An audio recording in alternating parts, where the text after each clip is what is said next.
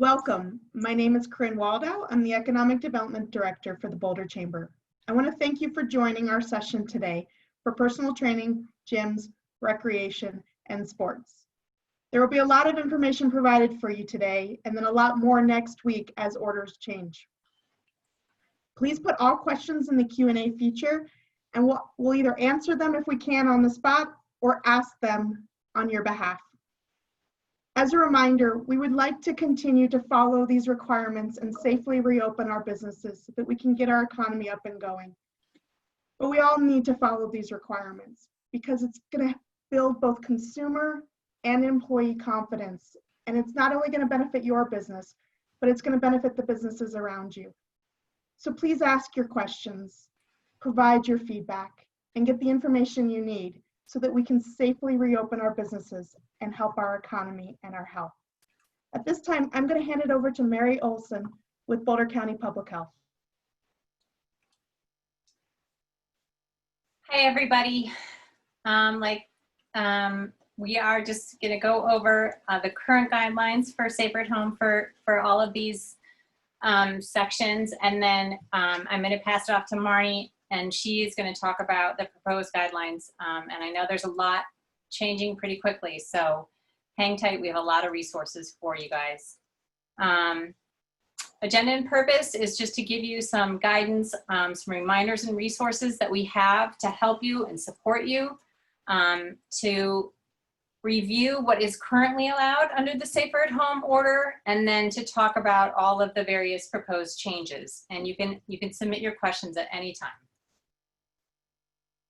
Where we are now, beginning of May, the face covering orders went into effect in multiple counties and cities. June 1st, the Safer at Home order was extended through the end of this month. Yesterday, short-term rentals were allowed again. Tomorrow, we need all your feedback on outdoor recreation, and personal services. And then hopefully on Thursday, those changes will be issued and we will have new capabilities for you. The long-term outlook. Safer at Home will likely evolve. It's evolving now, but it is not going away. It will be with us for months, possibly more than a year. This is our new normal. It's our new normal until there's a vaccine for this virus, treatment, or herd immunity. So just remember that coronavirus, COVID-19, is just as contagious, just as dangerous as it has been in the past few months. We really would like everybody to continue to stay at home as much as possible. Face coverings. If you go outside, you should have a face covering with you. It's really, really important. When in doubt, just have it with you. And then just know that the strictest order on that covering prevails. The state order compliance is obligatory. The requirements are frequently changing, and that's why we're here to help you try and decode some of those changes.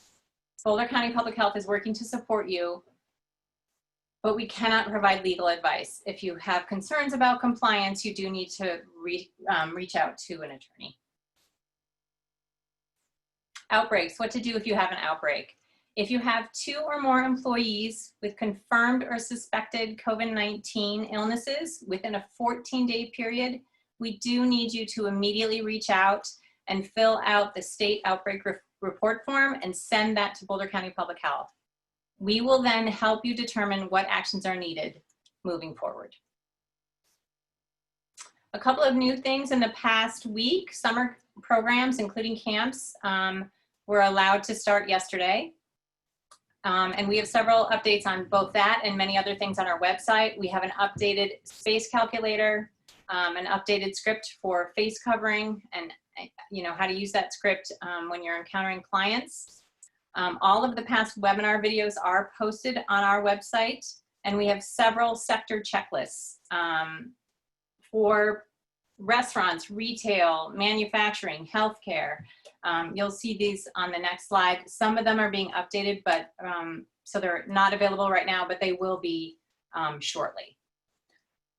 Here is the Boulder County website that has all of the checklists here on the right that will help you out.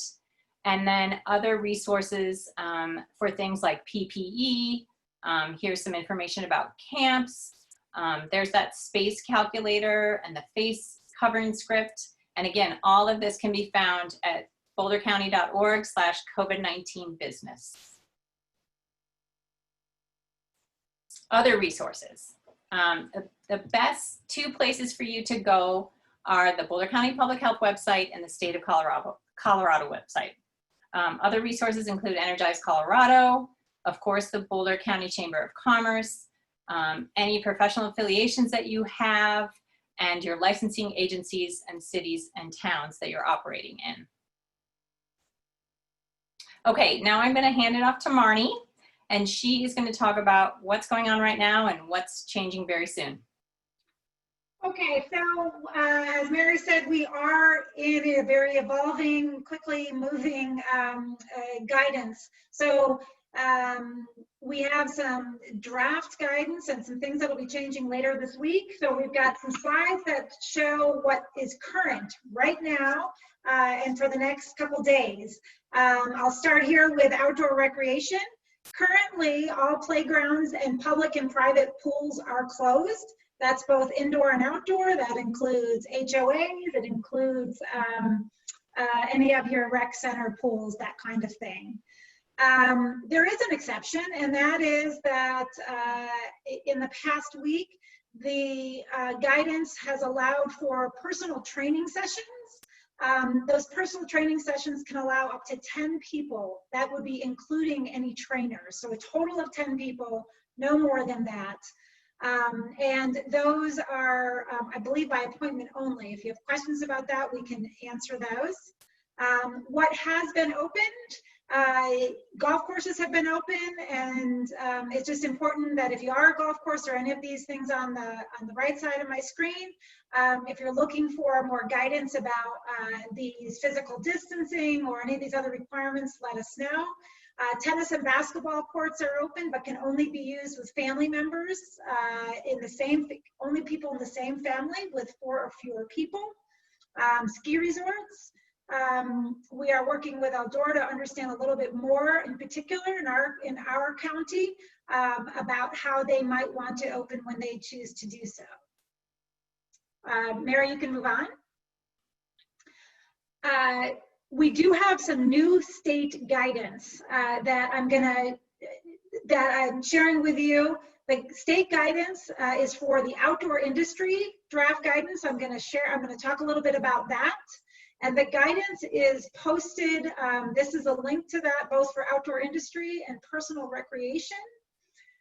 Each of those, you can read what that guidance is. The state is looking for input and feedback by tomorrow afternoon at noon.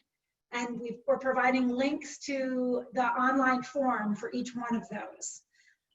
Based on the feedback that they receive from the public and anyone, the state will be considering that, and then they'll be turning around final guidance that'll be released on Thursday. I don't think we know the time of that yet, but just know that sometime Thursday, that'll be the new direction. But you're getting a sneak peek of that by looking at the draft guidance. So I'm going to go through that with you now. The draft guidance for the outdoor industry. It's important for you to take a look at this if you are in the outdoor industry, because we are sharing with you the highlights. It's a lot of information and it's really hard to cover every piece of it. So I encourage you to look at the order itself or the guidance itself. The key pieces of it are outdoor recreation includes guides, tours, and outfitters. But it also includes non-guided outdoor recreation. So what's important to note is that non-guided, as well as most guided services, allow groups up to 10, and they have to follow the local policies. What this includes, what has been identified is it includes fishing, hiking, horseback riding, canoeing, kayaking, stand-up paddleboarding, ATV tours, and climbing. So a lot of those do happen in our county. What's probably a little less common in our county would be river outfitters, rafting, and Jeep tours. Those do have some additional requirements limiting group size. Thought it was important just to share that with you all. Next, we'll go back. Oh. There you go. Okay, for outdoor industry operators, there's a lot of requirements and there's a lot of guidance about everything that has to do to make sure that we're maintaining public health. Things that you would probably already expect: social distancing, face coverings, symptom checks for your employees, and based on how those symptom checks pan out, what actions would be taken for somebody who might be experiencing some symptoms. Ensuring that your clients as well as your employees are safe. There's strict protocols around cleaning and disinfecting equipment. And then there's also guidance, thinking through some of the things about how you would work with your clients and groups of people, and how you would manage that check-in and check-out process, and even your whole tour if you're doing that. It's important to note that for any non-guided equipment rentals, so if you happen to be in the outdoor industry and you offer equipment rentals, but you're not offering a tour, you do have to follow the retail guidelines. The other piece about this is large-scale facilities need to have local approval that Boulder County Public Health can offer. In our community, that's specific, I think, really to the ski resorts, includes scenic trains. And then there's a whole bunch of recreation entertainment activities. I think what you think of would be some of the standalone things, like in our community, probably climbing walls, adventure centers, that kind of thing that's just outside of the ski resorts. So the guidance on the outdoor industry draft, take a good look at that if any of this pertains to you, and look at it closely about that. Next. Okay, I am now shifting back. I apologize, I guess the slides are a little out, but the indoor recreation and personal training, we have, what I'm showing here is what is currently the guidance. Currently, all gyms and pools are closed. And personal training is an exception. You can allow groups up to 4 or less, I think, inside. And to take that a step further, personal training in a closed gym would include a training session of up to 4 people. That would be including the trainer, and that's per room. And it's important to note that a room is defined as 4 walls and a door. Your facility overall would have a maximum of 10 people at a capacity of 50% indoors. Outdoor personal training allows groups up to 10 people, including the trainers. And of course, just like most of the other guidance, or all the other guidance, all activities have social distancing, face covering, and sanitation and cleaning guidelines. So what's coming up for personal recreation, the draft guidance, again, take a good look at it. Some of the highlights of this are that most of the recreation that we want to do allows groups of 10 or fewer. The guidance that's proposed would open parks and playgrounds and other outdoor courts and fields such as tennis courts and basketball courts, again, allowing groups up to 10. Organized youth and adult recreational league sports have a little different in that they can have groups up to 25 outside or 10 people inside. Outdoor pools, the draft guidance would be to allow up to 50 people, but limiting capacity up to 50%, and that would be whichever is fewer. So 50% capacity or up to 50 people, whichever is fewer. Swimmers in the same household have to stay at least 6 feet social distance. And if you're looking at lap swimming, you could only have 1 lap swimmer per lane. Other piece of recreational guidance, indoor gyms, rec centers, and pools. No more than 10 people per room. Again, a room is 4 walls and a door. And everyone has to maintain social distance. Sharing of equipment is discouraged. And if there is any uses between people, it has to be cleaned and disinfected. The restrooms and showers can open, but lockers have to be closed. And just like everything else, additional requirements, social distancing, sanitation and hygiene practices, face coverings, but also what you're seeing, I think, when you go out for retail. There's the guidance is now coming here as well, which is physical and visual cues, such as where to stand, how to keep distance, to help people maintain that social distance. And then there's some restrictions on enclosed facilities like the lockers. So Boulder County Public Health has been looking at this since it's come out yesterday. We've gotten it just like you've gotten it. We didn't really get it much sooner or any sooner than you all. But we have been reviewing it, and we've already started to ask the state for some guidance and for some clarity on some things. And these are the topics that we've identified that we want to understand a little better. Indoor and outdoor space uses, provider and user definitions, meaning like outfitters versus your clients, the group limits, and the requirements around masks and gloves, and then symptom screening, both for your staff and your clients. So just a reminder that the draft guidance is available on the state website. You want to review that and provide any feedback by noon tomorrow. And then we'll all be waiting for the final guidance that will be released on Thursday and will be in place thereafter.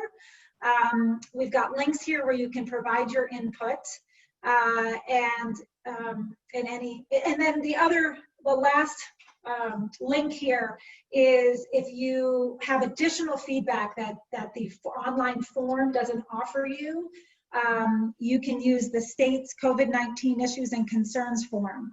By the way, if you go to the state website, if you go to the footer of every page, I think it's the first link is that, at least on COVID-19, is that issues and concerns form. So that's a good resource for you as well.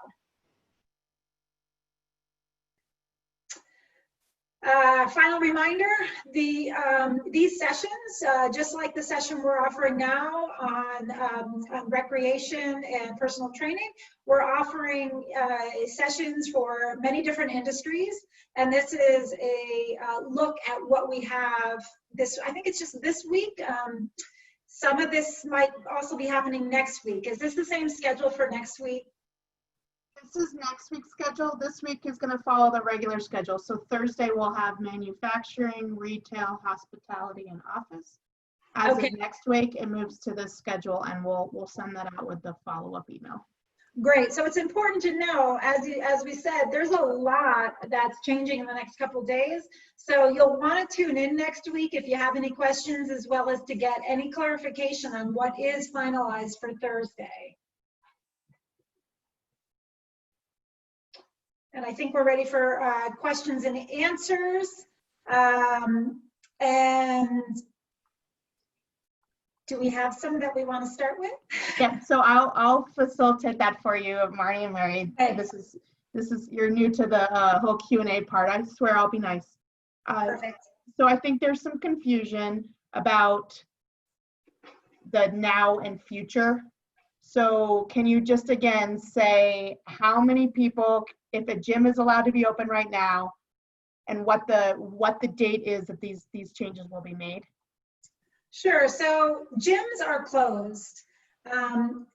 You're not allowed to be in the gym, with the exception of if you are a personal trainer. And this is where it gets a little confusing, and I apologize for that. So the number of people that you can currently have as a personal training session, I believe, is 4. Correct. Or indoor.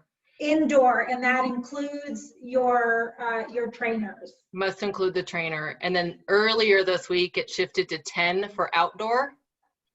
So those are good as through tomorrow, basically, and then it will change. Sometime on Thursday is when we would expect a change. And in previous sessions, Cammie and Mary or Marnie, you'd identified that you can't have more than, if you have more than one personal training session going on within a building or a gym, you can't have more than 10 people in that gym with the personal training going on. You can't have more than 10 people in the whole facility indoors. And that's because of the shared spaces. So when you walk into the building, getting into your gym, when you go to the bathroom, that's the limit that they're setting. Okay. So people want to know how they can provide additional feedback in addition to the checkbox form. It's not very user-friendly. We've got a lot of requests about that. Could you go back to the slide that shows that additional form? So that states COVID-19 issues and concerns form. We will, we're going to send that out via the chat box as another place that you can do more of the open-ended feedback. Oh, And look, it's also on, if you're ever on the state's website, it is built into the footer. So it's on every single page of the state's website. At the bottom, it's the very first link listed. So if that helps, if you're digging around on their website and happen to be there, you can find it in their gray footer. Okay, thank you. And it did come out via the chat, and we'll send it out in the email as well. So another question that we had come up is around face shields. Can a face shield take the place of a mask, or can it just be in addition to a mask? I'm sorry, I just kicked my screen. You have to wear a face covering, and a shield does not suffice in lieu of a mask. I think you could probably have a face shield in addition, but you have to have the mask over your nose and mouth. Correct. Face shields, yeah, don't count as a replacement to a mask. I don't think there's anything that prohibits you from doing double duty and putting a face shield on in addition to a mask, but it cannot replace a mask. Okay, thank you for clarifying. So we have some people using the face covering script, and it states that there's a resource on what to say or do if they state they have a medical exemption. But what do you do if they say they have a medical exemption in personal services, since that's a stricter mask order? Cammie, do you want to take that one?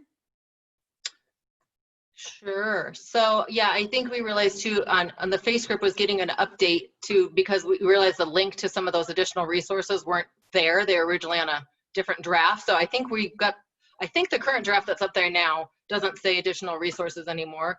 It was, It still does. It does? Yeah. Okay. So we might have to get that corrected. Yeah, so if someone has a medical exemption, you don't necessarily ask you don't ask what it is. You don't have to ask for proof. It's not something that you are not expected to dig into anymore. Type of services, if people can't wear their mask as a business, you can choose to reschedule that, or you can choose to possibly do the service and just increase hand washing or social distancing, and kind of situation by situation specific. If you're doing close contact work and you are worried about how the breathing, or if it's facial or head work, it might be something that you might want to wait and reschedule the service for a later date. So we have a question about when do we expect the next update? And I think the key there is the next update is Thursday.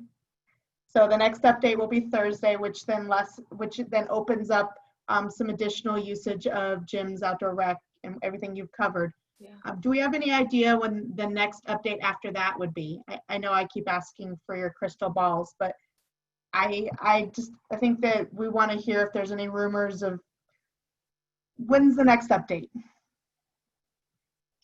So we know that the current order goes through the end of June, so certainly we'll see something at the end of June. Between tomorrow and the end of June, it's a little hard to say. It depends on the direction of transmission rates of COVID-19. Certainly, if we all continue doing a good job with our social distancing and staying home, except for when we need to get out and do things,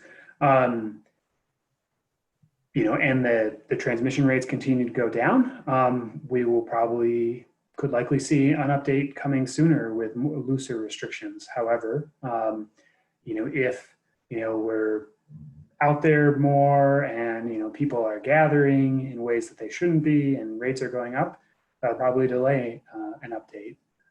And if things, really go the wrong direction, then we could see an update that results in a more restrictive scenario, which is obviously something that no one wants to avoid. So we know there'll be an update tomorrow. We know there'll be an update at the end of June, and anything in between kind of depends on the direction of trajectory of infection rates of COVID-19.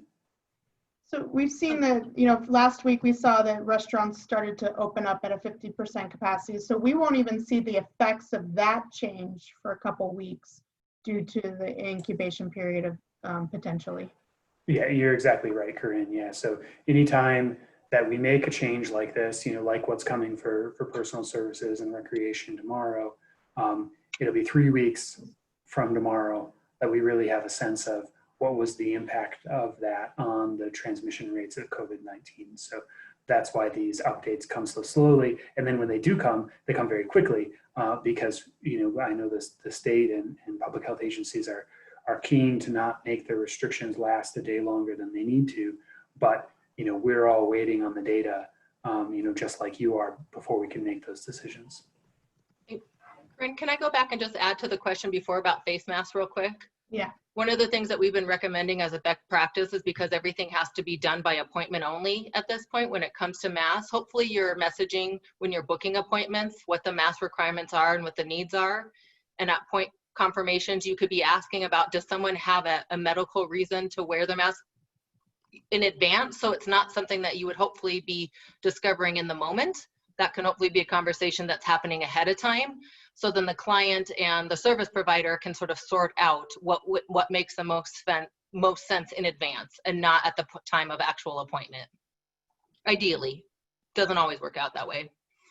Thank you. So, with the changes that are coming this week, and again, these changes are for this week, are going to be taking place this week. You can provide input to the draft guidance that I sent out yesterday that I will resend out after this by noon tomorrow, and then they'll be issuing the final guidance. There's a question as to whether or not Boulder County will be following this guidance or taking stricter guidelines. We have no plans at this point to take stricter guidance. And I know that a related question is, will we be requesting a variance for looser guidelines?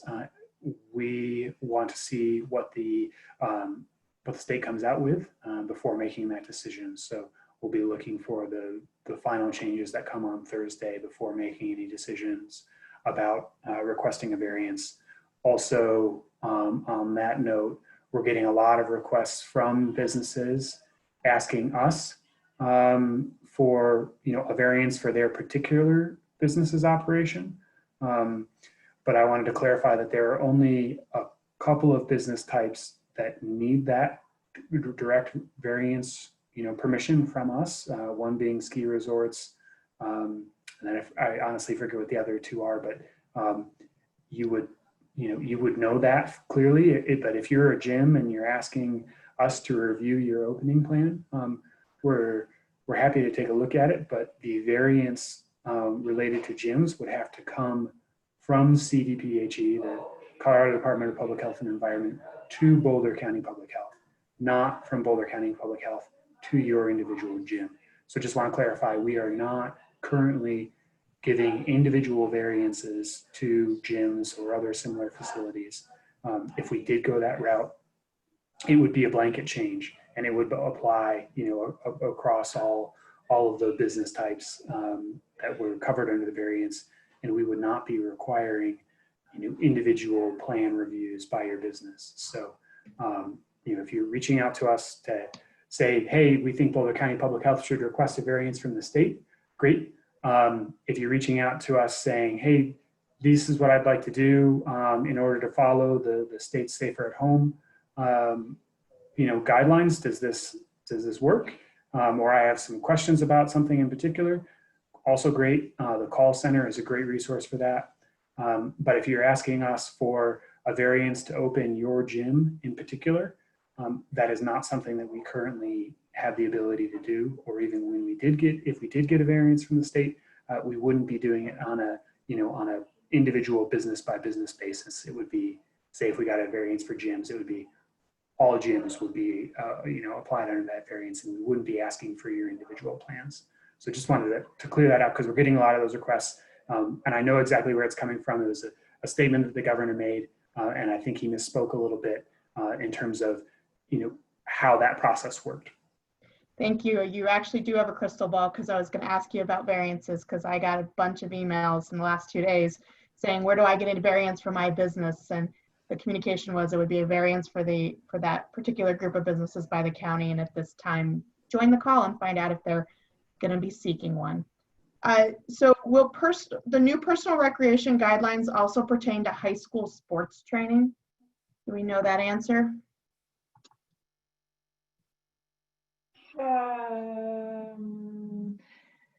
High school sports, it includes rec sports.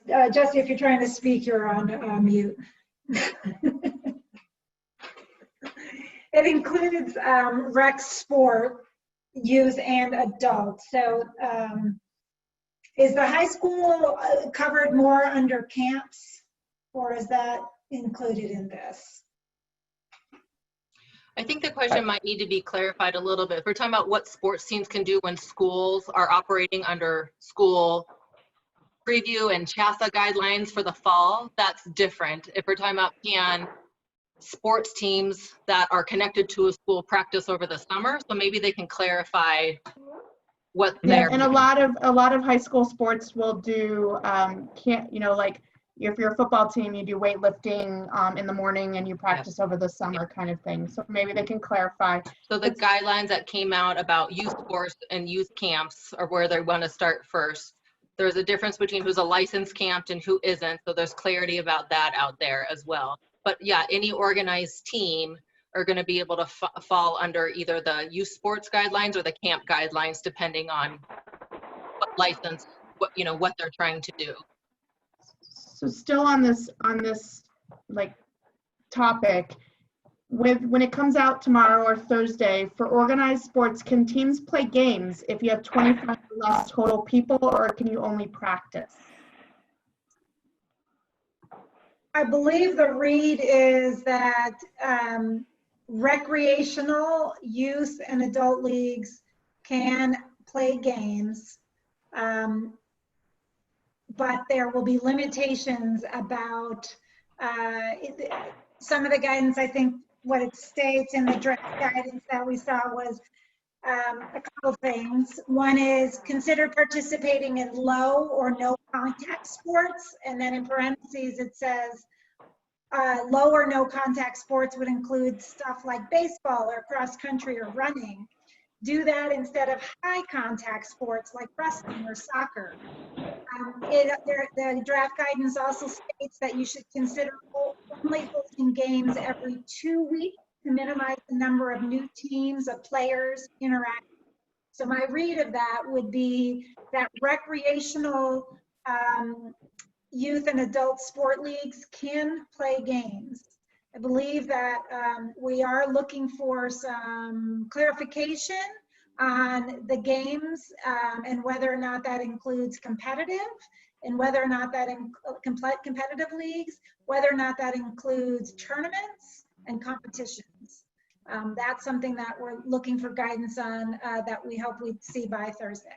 Right now, the draft guidance does say no tournaments because of the nature of high congregation. So at this point, it does say no tournaments. Yes, but it does. To confirm, games are allowed. Yeah. Games are allowed. All right. So where would yoga studios, Pilates, dance studios, where do they fit in under these guidances? They are still, I believe they're still defined as gyms. So that would mean that they are currently closed. And as the new guidance comes out on Thursday, they would follow the guidance that allows up to 10 people indoors for indoor gyms and indoor fitness centers. So all of And those that- folks have been able to, they could do currently the personal training like everyone else in a closed studio or a closed gym, but they are going to transition into the definition of gyms. So and up that's until 10 this people point, per room. yeah, 10 people per 4 walls and a door. So up until this point, we've seen some yoga studios, Pilates studios, dance studios turn into personal training and offer 3 people to come in and do those types. But they will fall under the recreation, the indoor recreation when this changes. I think there's confusing language in the draft, so people can give feedback on that because it still says personal trainers are limited to 4 inside, but recreation can do 10. So I think that is a piece that everyone needs to chime up about, is that it sounds like conflicting information because personal training is still limited to 4 in the proposed, but then general recreation is limited to 10. So there is confusing language in the draft right now. So hopefully that gets cleared up by the time the final version comes out. And I think some of this stems a little bit around group classes. So, like Yeah. a 10-person yoga class, is that, would that have to fall under personal training? Or are they 10 people in a room doing exercise? Which is why I think Marnie mentioned, we're asking for clarity around definitions and, who falls under which title, because their language isn't crystal clear on that yet. It's definitely getting better, but they still haven't nailed it necessarily yet. Okay. So give that feedback. All right. Or- You said lockers need to be closed or locker rooms closed. It's hard to let people shower and not have a space for them to change. So that is definitely a change. That is, sorry, Marnie, do you want to take it? Oh, I was just going to say, good thing for you to provide input on in terms of the draft guidance. But the draft guidance currently says locker rooms closed. Yeah. So currently it says closed, and the proposed, it says that locker rooms will be able to be open because especially that's where restroom facilities and showers are located. But the locker areas of themselves, to avoid congregating, the lockers themselves will be closed and only the restrooms and showers will be accessible, is essentially what they're trying to get at. Okay. How do we anticipate rec centers opening, and will they be able to offer childcare within their facilities? So we should give you, Corinne, do you have Sarah Scully's contact information? She's our point person for all things childcare related at the county. She can help answer that question directly, because that would have different guidelines within the rec center guidelines. So they would have to follow a different pot specifically for the childcare piece. Just like some of our real estate agents have one set of guidelines, but when they're in the office, they have their other set of guidelines. And just like a lot of, you might have retail pieces you have to follow as well as personal training guidelines. So yeah, you may have multiple sector guidelines you have to follow. But you can provide the right contact information for the child care expert. Okay. And effective Thursday, recreation centers can open, subject to CDPHE's guidance. Mm-hmm. Okay. In a small facility, can there be 2 groups of 4 each working with a personal trainer, or 2 groups of 3 with their personal trainer being the 4th? What are the area limits or space limits? Are there any square footage limits to that? I'll start by saying I believe that each of those groups would have to be in their own room, which would be 4 walls and a door. You couldn't be in a 1,000 square foot gymnasium with one group at one end and the other group at the other end, because it's one big room. Even if it's less than 10 people total at that point? So right now, under the current guidelines, in a building that's probably, closed gym at this point, you can have 2 sessions of personal training going on, which would bring your total up to 8, as long as they're separated by 4 walls and a door, and there could be up to 2 extra people in the facility. There might be an office person or someone help cleaning, or it might be doing the symptoms checks, but no more than 10 people in the facility. But keep in mind, even within those personal training sessions, you still need to be able to maintain the social distancing requirements that come along with personal services. Under the draft guidelines, is there a requirement that masks, I know you said this is one of the things you're going to be checking on, is there a requirement that masks are worn for indoor tennis Are you still needing to do temperature checks for pool usage and tennis lessons, indoor and outdoor? Yeah, that does look like a piece that is potentially changing. So we say definitely read the proposed guidelines and see, but it looks like the symptom checks are going to not be as robust as they have been for everybody. Still for staff, yes, but maybe not so much for clients. Okay. And then this individual also said they'd like to propose 2 lap swimmers per lane. And we've said earlier, we've sent out the in the chat where you can make those types of recommendations, because right now it's 1 person per lane. So, Yep. Okay. So right now, temperature checks, are they required for clients under the draft? I know you just, so it is right now They're required. currently required, yes. Depending on which sector's draft you're looking at, there's different requirements. It has a lot to do with whether you're doing close contact services or low contact services, was where the difference is. And right now, so personal training has been considered the high contact because you're close to them, and with the heavier breathing and, you know, the heart, you know, we're breathing out more and breathing harder, it has been required. And I will say, having witnessed it last week, restaurants were asked to provide feedback on the draft, and we had seen the draft, and then 2 days later received it, the new final order, and there were changes made based on the feedback. So they're not just saying we want your feedback and you don't want, you're like, I'm not going to give it. They did make changes based on the feedback of the industry. So we suggest you make those comments, give the feedback, and so forth. When the state comes out with the final guidelines on Thursday, will those new guidelines take effect that day, or will it be another day? They will take effect on the 4th. That's what the proposal is. As of the 4th, they'll come out on the 4th, and it will most likely read, as of the 4th, these are now current guidelines. And Cammie, you gave a good explanation in personal services, which was just prior to this, about how you may not be ready when you get the guidelines the same day you're allowed to open. Yeah, so sort of my general guidelines, just from lessons learned of different sectors opening up over the last few months, is if you haven't been open yet, you might want to give yourself a couple days to basically get the guidance on Thursday and take a few days to kind of get ready to open. Just because the guidance comes out on Thursday doesn't mean you're going to be ready to operate on Thursday. A lot of people need time to clean. They need time to prepare their staff. They need to prepare their spaces. They need to deal with signage. There's a lot of requirements that you're going to be asked to do. So don't necessarily assume you'll be ready to operate on Thursday if you haven't done any of that work. So that's why I say the nice thing is look at the drafts, get a sense of what's coming so you can be prepared for what you might need to do either now or starting on Thursday to be ready to open to the public in a new way. Maybe it's for the first time or kind of different, but it has been a wise lesson learned from past experiences that just because the guidance comes out one day does not mean people are ready to operate on that same day. And we also learned from some other industries that people do call and complain if you're not following the guidelines. Your employees, your customers, and they are very adamant that they will not go back if they don't feel safe. So it's to the benefit of your business as well as other businesses to try to make it as safe as possible. Now, maybe Mary or Marnie, you can clarify. I think I got 3 different questions all asking the same thing. Dance studios, yoga studios, under the new order, if it's to stay the way it is right now, they could offer classes of 10 per room under the new guidelines. Would that be correct? That's with the new guidelines.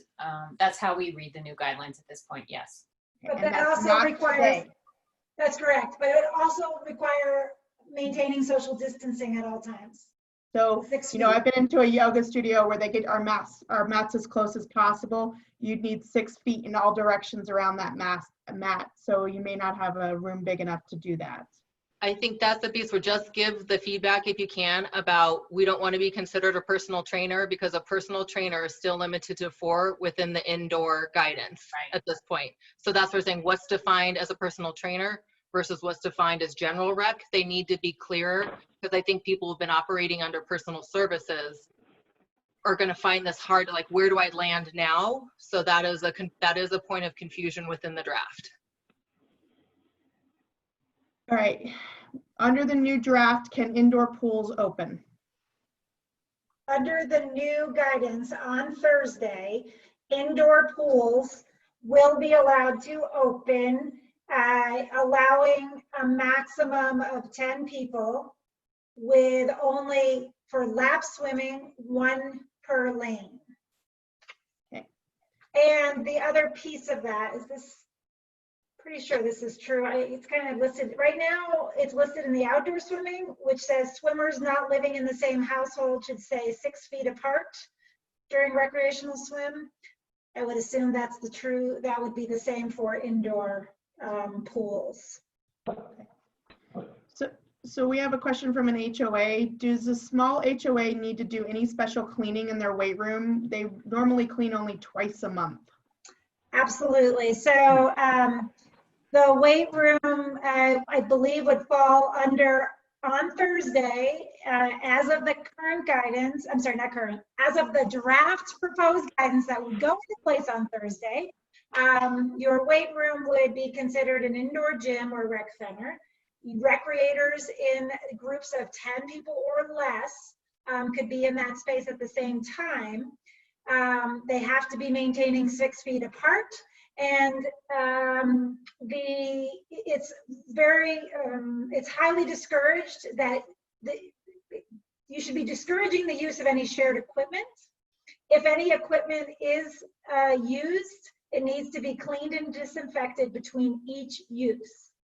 So if you're expecting someone's going to come to your weight room more than like every day, then you should be cleaning that, as well as ensuring that between each user it gets cleaned and disinfected. Okay, thank you. So we had a comment that day camps have been told that they can use sprinklers but not splash pads, and they feel that splash pads, because they're chlorinated, may actually be better than a hose. So what I say to them is provide that feedback to the state, and again, using that other, because that's not available in that just check form that you have under your input. That would be something to provide into that covid19.colorado.gov/COVID concerns. And again, just to reiterate, camps don't necessarily fall in under this sector directly. There's a whole nother set of guidance for camps, and we have a county expert who can help them with camp specific questions. This isn't necessarily the sector for a camp. A lot of our gyms run camps over the summer, so I think that they're gonna have the dual or more than one a set of guidelines to follow. I think this is a good question. Does the 10-person limit, and the question's about pools, but does the 10-person limit include a lifeguard? Does it include the instructor? Does it include, staff? Yeah, I would think that I would say that would be the case. It's just like personal training includes, or up to 10 people is 10 people. 10 people, it's a baby, it's a person. So same kind of thing. So, just to clarify, gyms could open starting June 4th, according to the draft guidelines, but only with a maximum of 10 people per room, regardless of the size of the room. That is correct. So that's the guidance as of now. So if they have a 5,000 square foot room, it's 10 people. So that's something they should definitely provide feedback about. Yes. So those large open space gyms, they're gonna need to provide some feedback about that. So last week you mentioned that in order to fit within the guidelines for day camps, the camp has to be already licensed through DORA. However, the state guidelines do not reflect that requirement, which is correct. Is that something? I think I may have misspoke last week when I said such as DORA, not as. I think that's where we'll get you in touch with Sarah Scully, the camp director for the county, who can answer all the what are the different licensing options and how to make that happen through the Department of Health and Human Services. Okay. Yeah, I think that's one we want to follow up on. Yeah. Speaking of follow-up, I have a follow-up on the question about the mask script earlier. We are working on updating ours. The governor's office recently released an updated guidance for employers. And I just want to read a couple of these sections real quick, and then we'll have ask Corinne to share this out with you all as well. But places of public accommodation, which is any business engaged in sales to the public or any place offering services to the public, are not prohibited from asking an individual without a mask and therefore not complying with the public health orders to leave their establishment, unless such request invokes another form of discrimination, i.e. only asking patrons of a certain protected class, disability, race, creed, color, sex, sexual orientation, etc., to leave for this purpose. And then also, places of public accommodation should make reasonable efforts to allow individuals with a disability, i.e. breathing issues, facial disfigurement, etc., that prevent them from wearing a mask to enter or use a place of public accommodation, unless the place of public accommodation can demonstrate that it would cause an undue burden or that it would require any additional expense that it would not otherwise incur. So Good. we'll share this out with you all, but that's the update there. Thank you. That's good. So the key to this session is these are draft guidances, but it is a little bit of a light at the end of the tunnel because we didn't have much up until this point for this group to provide feedback on. You have until noon tomorrow to provide the feedback.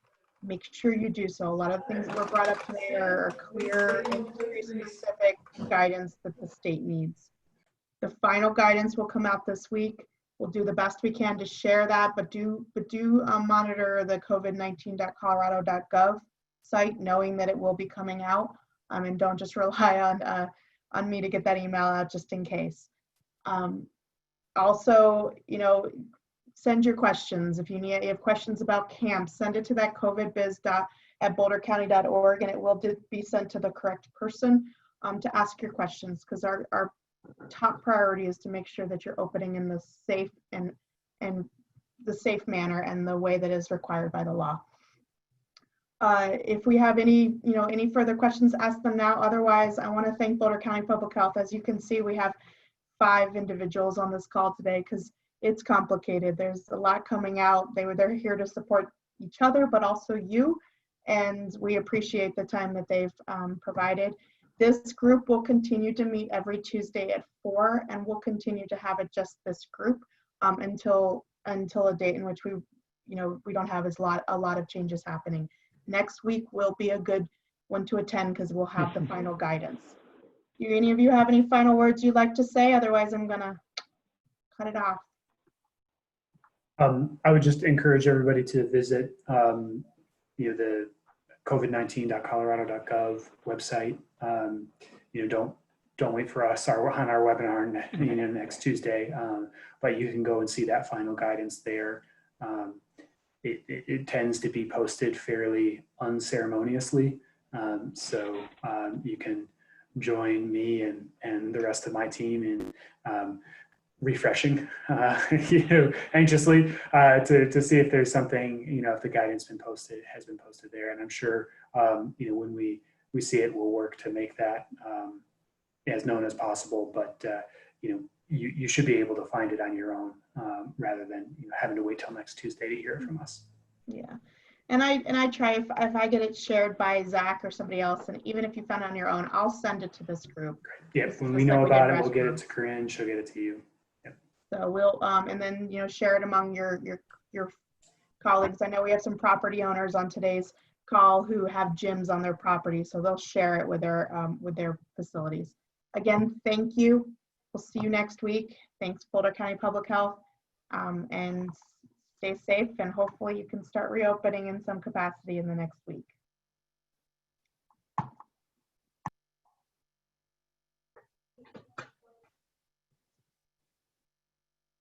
Hi, everybody. Is it just us now? It's just us now. No, I think there are still people. I don't know if. Oh no, it's down to us. Yep. Good job, Mary and Marnie.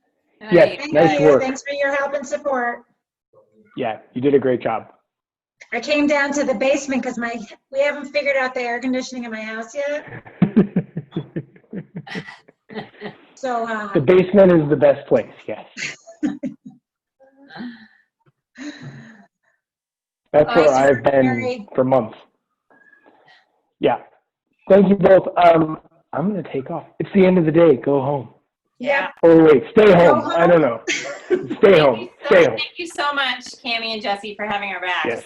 Appreciate Yeah, it. you. really Yeah. appreciate You're it. Thank welcome. you. Absolutely, always. All right, Talk we'll Talk to y'all tomorrow. Yep. Okay, Kevin, time Bye. bye. to stop Have a good working, night. especially you, Cammie. What? Yes. Then it's time to stop working. I know, I'm done. Yeah. Okay, Good night. see you in the morning. Bye. Bye.